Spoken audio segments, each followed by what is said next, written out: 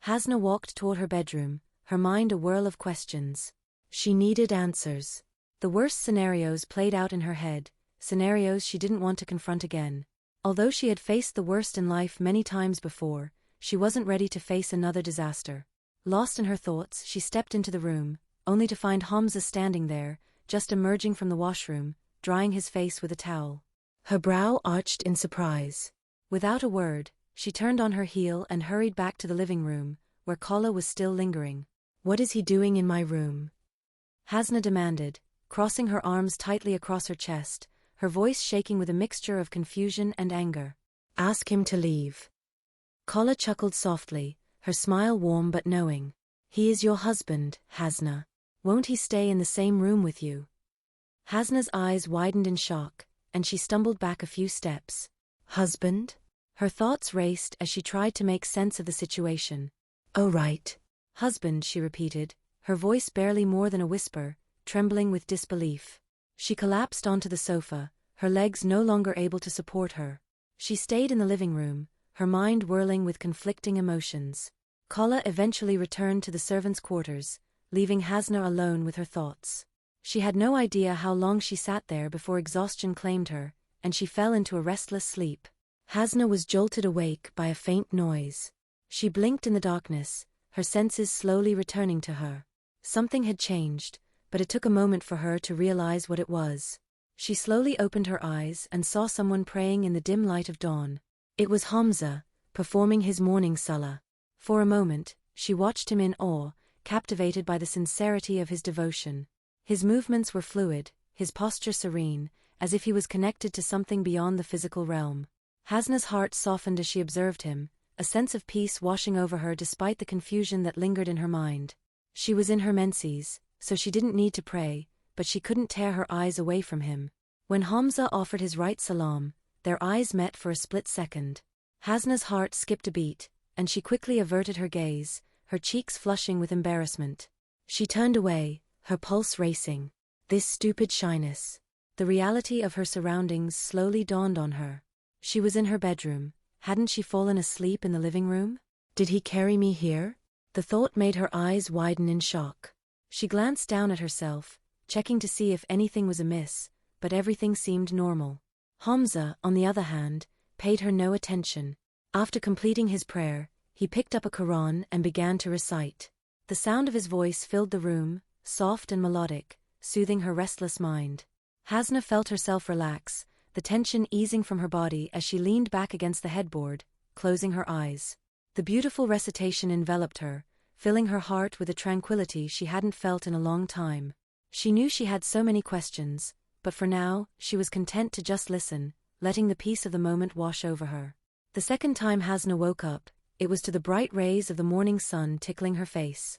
She rubbed her eyes, adjusting to the light, realizing she must have fallen asleep again while listening to Hamza's recitation.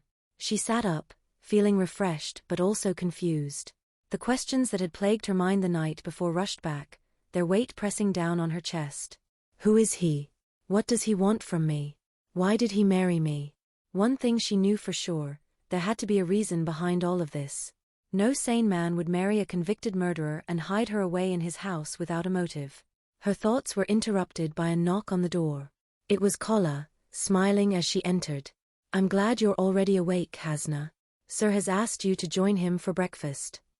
Hasna was taken aback by the sudden request. She hesitated, still uncertain about Hamza's intentions. But she quickly composed herself and nodded. After freshening up, she made her way to the dining room. As she entered, she found Hamza already seated at the table, silently eating his breakfast. He barely glanced at her as she took a seat, the tension between them thick and palpable. She picked at her food, her mind racing with questions she was too afraid to ask. The silence between them was heavy, filled with unspoken thoughts and emotions. After breakfast, Hamza retreated to the study, and Hasna lingered with Kala. But the questions gnawed at her, refusing to be silenced. She needed answers, and she couldn't wait any longer. Summoning her courage, she walked to the study, her heart pounding in her chest. The study was more of a small library, with bookshelves lining the walls, filled with volumes that seemed to have been carefully selected and organized. Hamza was seated at his desk, wearing spectacles and reading a book, his concentration undisturbed by her presence. A steaming cup of coffee sat beside him, the aroma mingling with the scent of old paper. Hasna hesitated at the door, then knocked softly before stepping inside. Hamza looked up from his book, giving her a quick glance before returning his gaze to the pages.